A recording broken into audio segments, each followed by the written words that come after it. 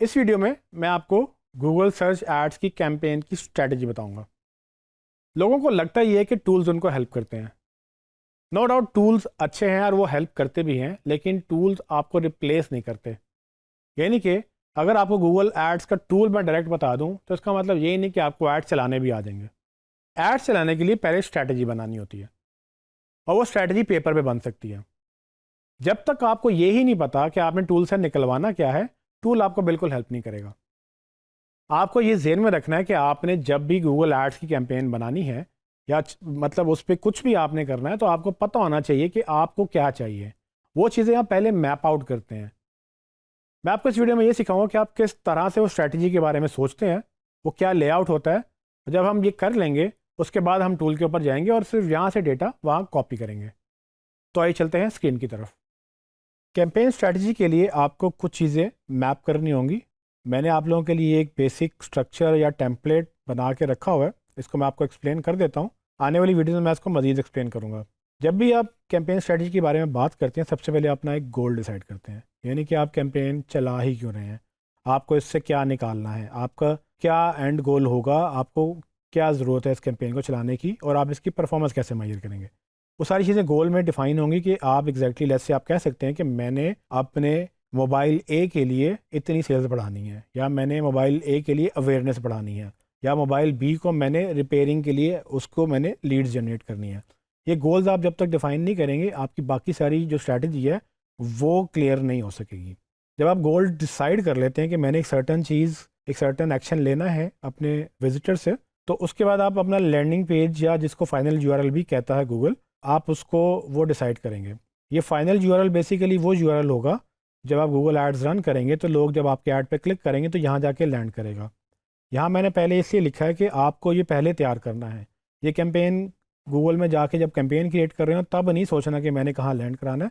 जब आपको पता है कि आपकी स्ट्रैटेजी क्या है, आपका गोल क्या है, तब आप ये भी सोच लेंगे कि ये कहाँ से पूरा होगा। वो गोल के लिए आप कोई ना कोई पेज बनाएंगे। इसके ऊपर मैंने पूरी एक सेपरेट वीडियो रखी है जिसमें मैं आपसे मज़ीद इसके बारे में और ये थैंक यू पेज क्या होता है इसके बारे में बात करूँगा। हमें लैंडिंग पेज बनाना है, थैंक यू पेज बनाना है, ताकि जब यहाँ से कोई फॉर्म फिल करे तो वो थैंक यू पेज पे जाए। ये थैंक यू पेज की जगह आप इसको ऐड टू कार्ट का भी एक नेक्स्ट स्टेप हो सकता है। जैसे अगर आपका ई कॉमर्स पेज है तो हो सकता है कि वो ऐड टू कार्ट पे जाएँ और उसको ई कॉमर्स वालों के लिए ऐड टू कार्ट एक प्रॉपर नेक्स्ट स्टेप हो सकता है। तो उस पर मैं आपको एक सेपरेट वीडियो में बात करूँगा।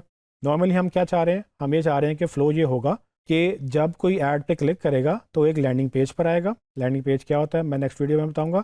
और फिर थैंक यू पेज, जब उस पर कोई एक्शन लेगा तो थैंक यू पेज पे जाएगा। ये थैंक यू पेज क्या होता है या ऐड टू कार्ट पेज क्या होगा, ये आपको ये भी मैं नेक्स्ट में बताऊँगा। लेकिन जब हम ये स्ट्रक्चर फॉलो करेंगे उससे फ़ायदा ये होगा कि हम बाद में इसकी रीटारगेटिंग कर सकेंगे, जो कि मैंने आपको एडवांस एडवर्टीजमेंट में सिखानी है। जब आप बेसिक गोल और लैंडिंग पेजेस वगैरह डिसाइड कर लेंगे तो फिर आप कैंपेन के स्ट्रक्चर की बात करेंगे, यानी कि जो आपने कैंपेन की सेटिंग्स है उसकी बात करनी है। तो कैंपेन सेटिंग बेसिकली जैसे मैंने आपको पहले बताया था कि गूगल में जब भी आप ऐड कैंपेन चलाने जाते हैं तो पहले कैंपेन सेटअप होती है, उसकी पूरी सेटिंग्स होती हैं। उसकी कुछ चीज़ें मैंने आपके लिए यहाँ पर लिखी हैं, बाकी चीज़ें मैं आपको एक्चुअली जब हम एक्चुअली कैंपेन क्रिएट कर रहे होंगे तो वो मैं वहाँ पर भी दिखाऊँगा। लेकिन जो मेन चीज़ें हैं वो मैं यहाँ पर आपको बताने लगा हूँ। कैंपेन लेवल सेटिंग्स को अगर आपने देखना हो तो आपको एक अपनी कैंपेन का नाम देना होगा। जब हम कैंपेन क्रिएट करेंगे तब मैं ऑफ कोर्स एक नाम भी सेट करूँगा। हमें लोकेशंस बतानी होगी कि हमने कहाँ कहाँ किन किन सिटीज़ में किन किन कंट्रीज़ में किस तरह से हमने टारगेट करना है। कैंपेन की टाइप क्या होगी वो हम डिसाइड करेंगे। उसका बजट डिसाइड करेंगे। बजट हमेशा डेली बेसिस पे डिसाइड होता है। तो गूगल ऐड में जब भी आप बजट देंगे तो डेली बजट देंगे। जैसे अगर आपने एक महीने में 30,000 लगाना है तो उसको आप 1000 पर डे कर सकते हैं, ताकि आपका महीने में 30 खर्च हो, डेली का आपका 1000 खर्च होगा। उसके बाद बाकी जो सेटिंग्स हैं जैसे मैंने अभी पहले बताया कि इसको हम आगे चल के जब मैं एक्चुअल कैंपेन क्रिएट कर रहा हूँ तो उसमें मैं आपको दिखाता रहूँगा साथ साथ। जब आप कैंपेन की सेटिंग सेटअप कर लेंगे तो नेक्स्ट स्टेप आएगा ग्रुप। जैसे कि मैंने आपको पहले बताया था कि ग्रुप्स का सिर्फ ये मकसद होता है कि वो आपकी कीवर्ड्स को और आपकी ऐड कॉपीज़ को ग्रुप करता है। तो आपने ग्रुप्स को उस तरह से सेट करना है जिस तरह से आपकी कैंपेन का गोल अचीव होता है। तो अगर हमने मल्टीपल ग्रुप सेटअप करने हैं तो आप दो ग्रुप्स भी सेटअप कर सकते हैं, और फिर दोनों ग्रुप्स के लिए अलग अलग कीवर्ड और अलग अलग ऐड कॉपीज़ भी होती हैं। तो मैंने यहाँ पर आपको एक बेसिक स्ट्रक्चर सा लिखा है। जब हम एक्चुअल कैंपेन चलाएंगे तब मैं आपको उसको एक्चुअली में सेटअप करके दिखाऊंगा। उसके बाद आप देख सकते हैं कि मैंने यहाँ पर लिखा है ग्रुप 1, यहाँ पर हम उसका नाम देंगे। तो बेसिकली ये ग्रुप 1 का नेम होगा। और ग्रुप 1 में हमने कौन से कीवर्ड लेने हैं, तो वो हम यहाँ पर कीवर्ड रिसर्च करके वो कीवर्ड शॉर्टलिस्ट करेंगे। ये वो कीवर्ड्स होंगे जिसको बेसिकली जब मतलब हम गूगल को ये बताएंगे कि ये कीवर्ड जब गूगल में सर्च हो तब हमारी सर्च ऐड कैंपेन दिखे। तो याद रखिएगा कि आपका ऐड तब दिखता है जब आपका ये कीवर्ड मैच होता है। तो इसके ऊपर मैंने सेपरेट वीडियो बनाई हुई है, वो मैं आपको उसमें डिटेल में बताऊंगा कीवर्ड क्या होता है और कीवर्ड की टाइप्स क्या होती हैं, और फिर हम उसको रिसर्च करना भी सीखेंगे। आगे है हमारे पास ऐड कॉपी, इसको ऐड टेक्स्ट भी कहते हैं, ऐड कॉपी भी कहते हैं। बेसिकली ग्रुप के अंदर कीवर्ड्स गूगल मैच करेगा सर्च क्वेरी के साथ, लेकिन दिखाएगा क्या, तो वो जब दिखाने की बात आएगी तो हम ऐड कॉपी की या ऐड टेक्स्ट की बात करेंगे। उसमें हमारे पास मल्टीपल जो है उसमें ऑप्शंस अक्सर मिल जाती हैं, बट जेनेरिकली जो बेसिक गूगल ऐड डिज़ाइन करता है उसमें वो कहता है कि जी आप कम से कम 15 डिफरेंट हेडलाइंस दें ताकि वो रोटेट कर सके। कभी एक हेडलाइन यूज़ करेगा, कभी दूसरी यूज़ करेगा, कभी तीसरी यूज़ करेगा, वो मिक्स एंड मैच करता है। एक वक्त में 2 या 3 हेडलाइंस वो दिखाता है, तो वो पहली को तीसरी से, कभी पहली को पाँचवीं से, कभी 10वीं को छठी से के साथ वो डिफरेंट कॉम्बिनेशन मैच करेगा और देखेगा कि कौन सी हेडलाइन जो है किसके साथ ज़्यादा बेहतर रहती है। तो हम उसको 15 हेडलाइंस देंगे जो कि डिफरेंट होंगी बट हमारे कीवर्ड से रेलिवेंट होंगी, ताकि जो हमारा क्वालिटी स्कोर है जिसमें हमने अपनी रेलिवेंसी भी मैच करनी है वो मैच करे। लेकिन साथ ही हमने ये भी ध्यान रखना है कि हेडलाइंस इतनी अच्छी हों कि लोग पढ़ने के बाद उस पर क्लिक भी करें। उससे हमारा एक्सपेक्टेड CTR भी बढ़ेगा, जो कि इस क्वालिटी स्कोर का एक और पार्ट है। तो वो मैं आपको जब एक्चुअल कैंपेन इसमें जब हम क्रिएट करेंगे तब मैं आपको इस पर पूरा एक अलग से बताऊंगा कि किस तरह से आप अच्छी हेडलाइन बना सकते हैं। नेक्स्ट हमें डिस्क्रिप्शन देनी होती हैं, तो आप जो बेसिक ऐड है गूगल का उसमें 4 डिस्क्रिप्शंस आप मल्टीपल दे सकते हैं, मतलब कि 4 डिफरेंट डिस्क्रिप्शंस होंगी जो कि हेडलाइंस के साथ मैच करेंगी। सो 2 या 3 हेडलाइंस होती हैं, साथ 1 या 2 वो डिस्क्रिप्शंस भी मैच करता है। ये डिपेंड करता है, गूगल कभी स्पेस ज़्यादा हो तो कभी एक्सपेरिमेंट में ज़्यादा भी दिखाता है, कभी कम भी दिखाता है।